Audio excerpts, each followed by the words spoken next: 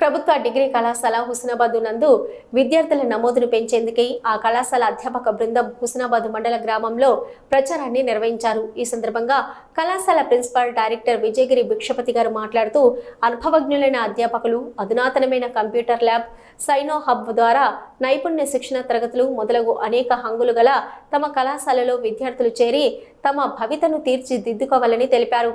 కళాశాలలో ఉన్న వసతులను వివరిస్తూ బాలికలకు ప్రత్యేక హాస్టల్ వసతి, అందుబాటులో మినీ స్టేడియం, పోటీ పరీక్షలకై కోచింగ్ సౌకర్యం, గ్రంథాలయం, విద్యార్థులకు స్కాలర్షిప్ మొదలగు సౌకర్యాలతో పాటు విద్యార్థులకు వ్యక్తిత్వ వికాసానికై అంకిత భావం కలిగిన అధ్యాపకులు తోడ్పడుతున్నారని వివరించారు.